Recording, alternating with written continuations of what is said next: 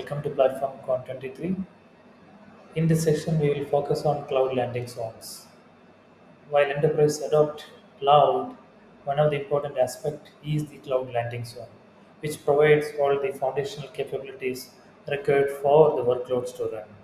However, if it is not architected very well, the cloud landing zones tend to become very complicated over a period of time and very difficult to manage.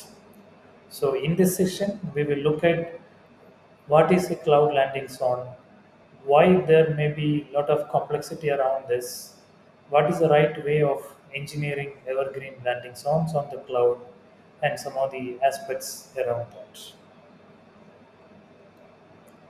My name is Naveen Purushothaman. I have 23 years of IT experience. My core expertise is around the infrastructure engineering or architecture and have extensive experience in building cloud platform for several clients. I have made my hands dirty with a lot of concepts around this area such as DevSecOps, infrastructure as a code, GitOps, AIOps, and so on. Currently, I play the role of CTO for platform engineering at IBM Consulting. I'm also an IBM Distinguished Engineer. And we all need some free time and time outside work for um, relaxing, which is the same case for me as well. So I spend time listening to music. I particularly like Indian melodies or soft music rather. And I also spend time watching movies and sports. Cricket is one of my favorite sport. Sometimes I do play if I get a chance. So moving on to the topic, what is a cloud landing zone? The simplified answer that you would get normally if you go and talk to different personas could be the landing zone is something that is beneath me and it provides everything that is needed for me to do my work. While this is absolutely true, when we look into the next level detail, we will start seeing the differences from persona to persona. For example, an application developer is essentially expecting this to be a facility that is providing everything needed for that person to start their work, which is not the exact set of capabilities expected by a network engineer or a platform engineer because these two latter personas do build a lot of capabilities that eventually satisfy that prerequisite needed for an application person. Similarly, when we look at the different type of workloads that we host, for example, if we talk about an enterprise application like SAP, the characteristics or exhibited by their application call for a set of prerequisite from the landing zone, which is not exactly same as the prerequisite that a containerized application would expect. One of the simple difference there is a containerized application do need something like a containerized orchestration solution, which could be something like Kubernetes or an equivalent facility, which is not really needed for SAP workloads to run, right? And similarly, you will see there is a difference from the expectation from a analytics workload and all these workloads, if they were to be deployed and managed based on certain regulatory expectations, then the requirements from the landing zone changes for the specific workload. So what does it mean? It means if we try to architect and deploy and manage a landing zone without enough thought around this aspect, there is a possibility that the landing zone will become a very heavy monolith. Over a period of time, it becomes very difficult to manage that. So, what could be the approach for engineering evergreen landing zones? So the approach that we follow is to take a level or a layer based approach where in level 1 the focus is to establish the hyperscaler foundation for the enterprise. In context, this could be, the examples of this include getting the master or the root account for the hyperscaler in context, configuring it such as things like the control tower in case of AWS as an example, and then configuring all the other additional things around that which forms a foundation, such as configuring the single sign-on, configuring the identity and access management policies, establishing the DNS configurations required, establishing the AI Ops foundation required, establishing an account building facility, manage to provisioning capability and pipelines and so on. Once we have this, then the next layer of or level of focus is the enterprise connectivity. This could mean connectivity to an enterprise on-premise location. It could be connectivity to a multi-cloud environment, or it could even mean a disaster recovery connectivity. At this level, often it is a layer of configuration that is getting added on top of the cloud resources that were instantiated in the previous level. It is also possible to have additional cloud resources getting instantiated depending on the use case. Now, the third level here is level 2.5, deliberately labeled as 2.5 because it is focused on migration, and migration is always not a requirement. It is required in a brownfield scenario, it is not a requirement in a greenfield scenario, and also usually after a period of time, something like a initial build and maybe a hypercare period, these landing zone layer cease to exist because there is no need to perform the migration. It is done. Now the focus is to manage the workload. And hence it is labeled as 2.5 and optional. They may cease to exist after a period of time for a given enterprise. And here, the focus could be as simple as creating a tenant um, on a SaaS based migration tool, or it could be as involved as deploying a bunch of migration tools in the cloud environment itself. The next level is one of the very important differentiation level in this approach, in this whole approach, which is what we call as the enterprise workload aware landing zone. And it is labeled as workload aware landing zone because it is expected to have that awareness of what workload is now getting hosted above that layer, right? And this could be, for example, that Kubernetes cluster that we talked about previously, which now explains that I'm going to host containerized workloads, or it could be more policies and so on. And finally, the level 4 here represents the actual workload itself. This could be those virtual machines hosting the SAP instances. It could be those containers having the application runtimes and business logic package, which will run on the Kubernetes cluster that was deployed in the previous layer. And also at this level, we represent the application specific CI/CD configurations.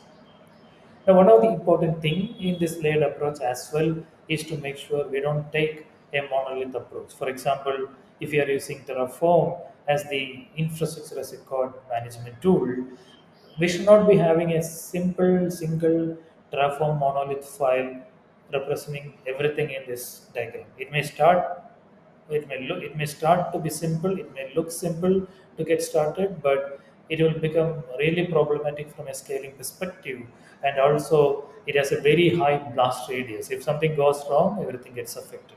So the recommended approach is to have that Terraform configuration split into individual configurations at each layer, within the layer itself multiple Terraform configurations, so that you have several state files depending on how you want to slice and dice, but don't have a single monolith representing everything, right? And this also brings the agility, and also in several organizations there are different teams collaborating together to make this entire thing build and operate. So that splitting of big Terraform configuration into multiple smaller chunks also helps with roles and responsibility management pretty easy. So let's take an example here. I've taken AWS as an example, hyperscaler, and created a rather simple representation of a landing zone and the entire account structure. This may not be the 100% correct from a real production deployment, but that's not the intent. This is purely for illustration perspective. So now in this diagram, we can see there is a master account here. We have some of the OU and accounts that is opinionated by AWS, which gets deployed if you are using something like the AWS Control Tower, we have the AFT OU, and then we have a management OU. That's the construct we normally use to bring some of the things like a shared service account and such configuration. We have a quarantine OU, and we also have a managed 2 OU, which represents a set of sub OUs and accounts actually hosting the workload, right? Now here, if you look at the portion that is now highlighted, this represents that level 1, which we talked in the previous slide, right? So this provides a foundation for the enterprise. This provides all the foundational services required for different workloads to be realized and operated. And you can see the additional things that is getting highlighted here. These are examples of cloud resources which are already deployed, but now a additional layer of configuration is coming on top of them. Or in some scenario, you will see additional cloud resources themselves appearing depending on the use case. But this is an equivalent mapping to the level 2 enterprise connectivity. Now, in the right hand side, you can see a area highlighted in light green, which represents that workload-aware landing zone. So here it is a sub-account with a bunch of cloud resources, and here when we highlight this green, it exclude what is labeled as application dev workload, or in this case, application production workload, which is the actual workload represented at level 4 in the previous diagram. So here the key is green means everything except the actual workload itself. For example, within that account, the VPC and all those configuration required to run the workload. But the workload itself is represented as a different level at level 4. So this again gives loose coupling and better agility, because sometimes it will be managed by different team. The green layer may be managed by a platform engineering team in some organization, and the magenta layer could be managed by an application development team themselves. So moving on, looking this from a broader perspective, you can see now that green layer becomes very important because it brings that workload awareness. You have one green layer representing workload awareness from a SAP point of view in this diagram, another one for container, then another one representing the regulated environment, another one for analytics and so on. While the other ones more or less remains the same, or a level of configuration gets added to them to represent these additional workloads that keep coming. Now, often it is also recommended to have a control plane that will be established to realize and manage this entire managed environment on the right, which is running on cloud A in this example.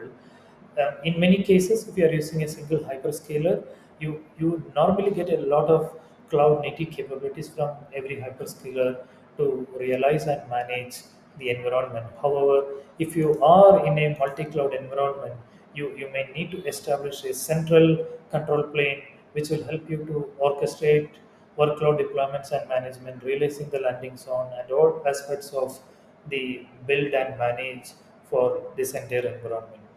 A single hyperscaler may not be providing all the capabilities that you need to manage workload across different hyperscaler environment or even a hybrid cloud scenario. So that's another important aspect to consider when you look at engineering landing zones and think about how to scale it and manage and how to operate it at scale.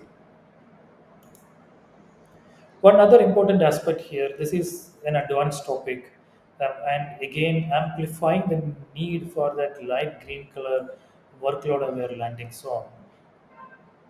We know every enterprise is using at least two different cloud for their business requirement. And if we go to the next level and try to find out why enterprises are using different cloud environments or different hyperscaler. There are several reasons, right? They want cloud service provider level redundancy. Now some of the industries like banking, this is becoming mandatory from the regulators. And the other set of aspects, which is even more important for our discussion here, is they are selecting cloud A, for example, because it may be giving a good set or a superior set of capabilities for an analytics workload. Cloud B, on the other hand, may be giving superior set of capabilities for hosting and managing containers work application. However, this is usually a point in time statement because every cloud vendor is innovating very, very fast. And after a period of time, the situation may simply change. Cloud A may now become a good target for hosting and containerized application. Cloud B may now become a good choice for analytics workload. But enterprises cannot continue to perform this migration or modernization or movement between the cloud. It takes a lot of cost and it will definitely affect their business objective and the value that they are expecting from the client cloud and overall from the IT organization, right?